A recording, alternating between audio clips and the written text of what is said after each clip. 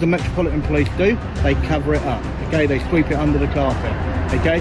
When you're part of the biggest gang in the world, that is exactly what happens. It gets swept under the carpet. There's a few good officers out there, and there are a few, right? And they do then have to be highlighted, the good ones. But then when you're coming out and you're addressing a member of the public, and they're asking you to identify, and you blatantly turn around and say no, that you don't have to.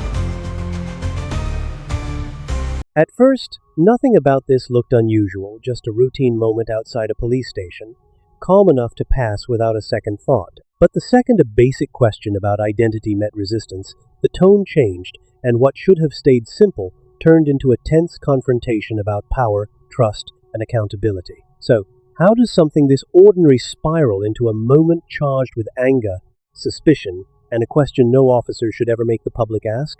This is not recreation or stock footage. This is real life, captured by to plod or not to plod. Every second shown is authentic. The full, uncut source footage is available in the description because truth matters more than presentation.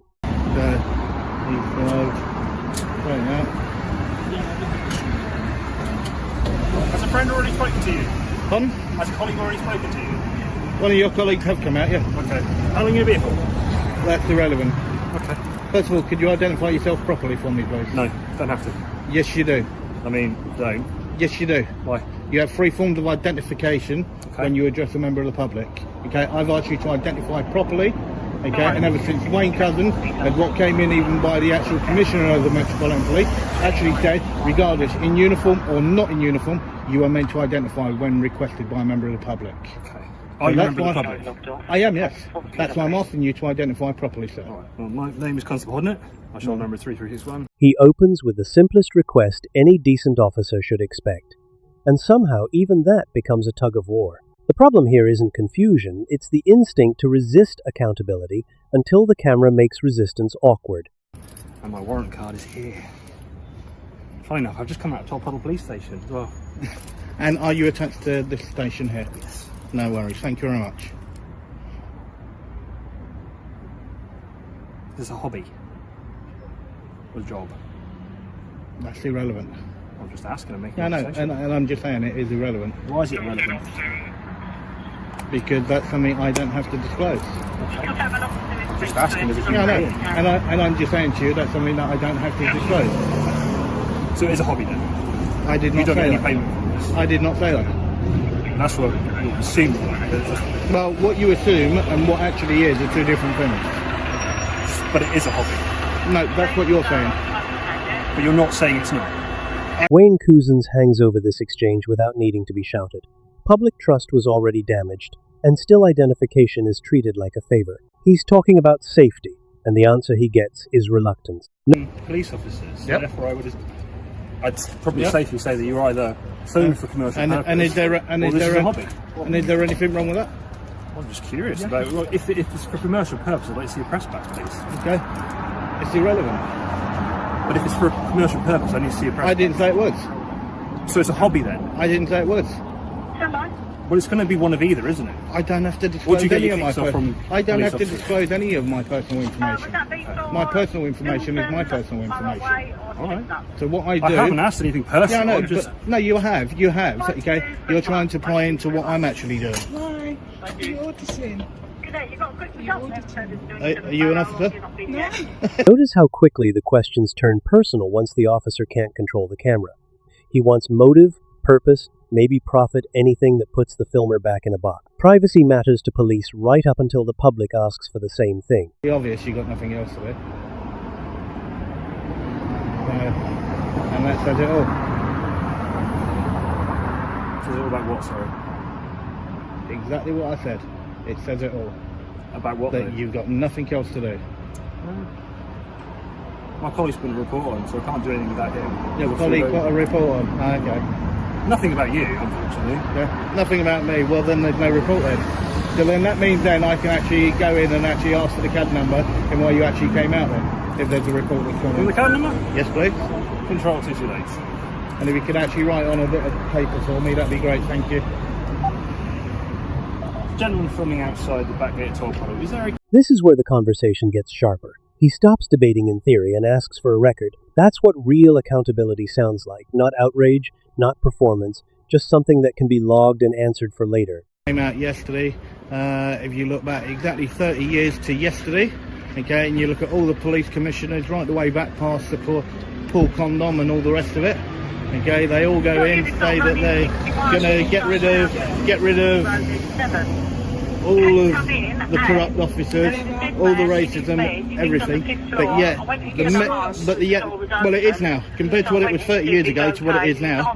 And when you look across the board, the Metropolitan Police are the most racist and covered up, okay, actual organisation out there, and that's been said by independent reports that have all gone in over the past 30 years. Now the focus shifts from one officer to the institution behind him.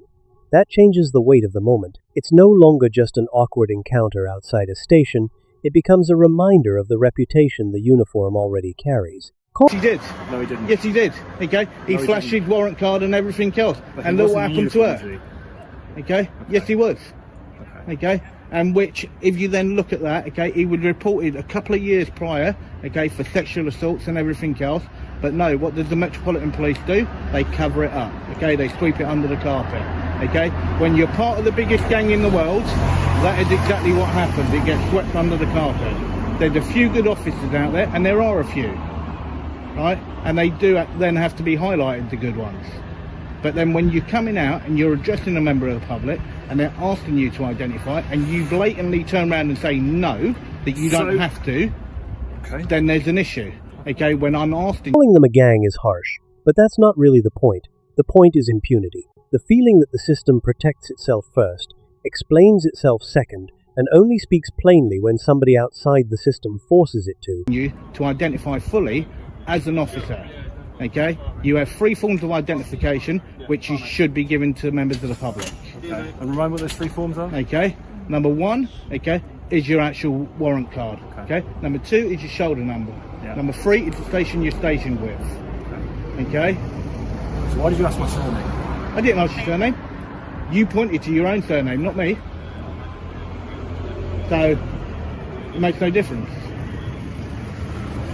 So, and if you don't know that, then there's a problem, and you may need to look whether or not you're actually in the correct job on. Yeah. Okay? Because I tell you now, there's no way would I want to be left alone with you. Right. No way. What, when you wouldn't even identify yourself to who you were? I came out of a... This is one of the strongest parts because it gets specific. Warrant card, shoulder number, station. No slogans, no drama, just the basic markers of power being challenged in plain language. And when he says he wouldn't want to be left alone with him, that's trust collapsing out loud. police station. That doesn't mean absolutely anything. So I have to identify myself to every member of the public. When they ask you, yes. When they ask you, yes. Have you ever been to Louisiana, by the way? That's irrelevant. Why is it relevant? I'm making conversation. And I'm telling you that's irrelevant. Whether or not I have or I have not, okay, that is my business, not yours. Fine. I mean, I'm not making any notes on I'm not writing anything down. Okay. I'm not going to... Do you live in East London? No, I don't actually. Okay. I've got family from East London. Right. Now, me actually asking you that question, now you answered no, okay, but that's your own personal business. I don't care where you live, that's your own personal business. Okay, think about what your actual job is and nothing more.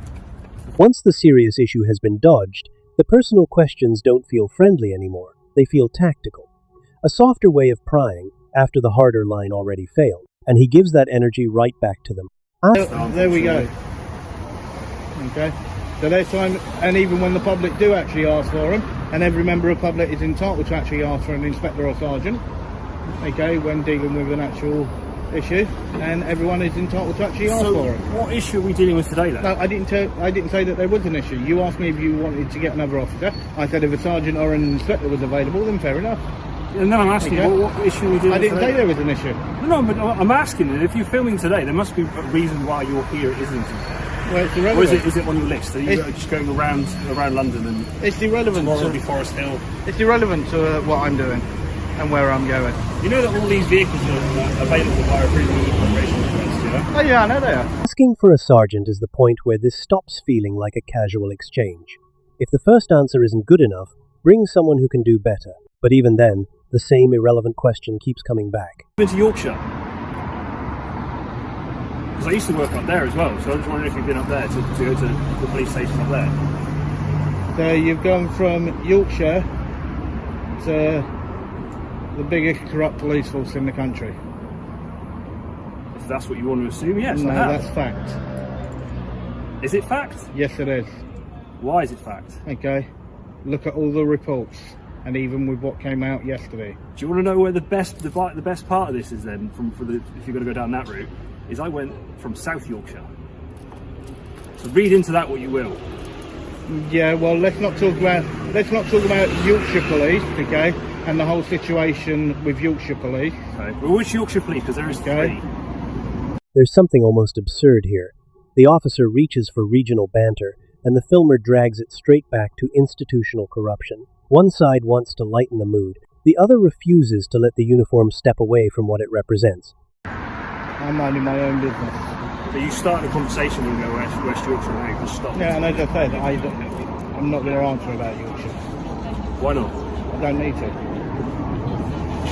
Do you often stop conversations and you just don't finish? It's exactly what the police do with the public all the time.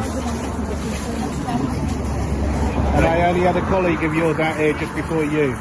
Okay, the exact same thing, okay? Mid-conversation with him, so I should do the same. Well, I wasn't here with my colleague, was I? Yeah, So no, don't but know. that's So why I'm saying to you, I'm doing it. Oh. Okay. So you're going to be as rude as they were then? No, I'm deciding not to talk, and I'm telling you I'm not going to talk. Okay. So if you decide... Silence can be more cutting than argument. By this point, he's heard enough, and the refusal to keep feeding the exchange says its own thing. If authority can't justify itself, sometimes the strongest answer is to stop entertaining it.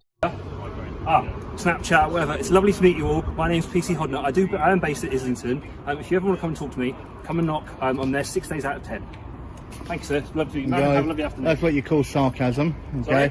But then when you then look, okay, that tells you what he's actually like, okay? And that's why make sure that you don't get left with him. What was that, sir? Sorry? You started talking as I walked away, so I thought it was directed at me.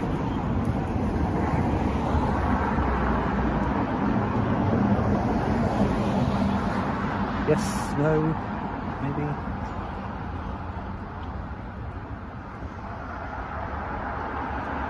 Do you wear the shade sunglasses so you can't look at it, so nobody can look into your eyes? I think And then finally, identification, but with sarcasm attached to it.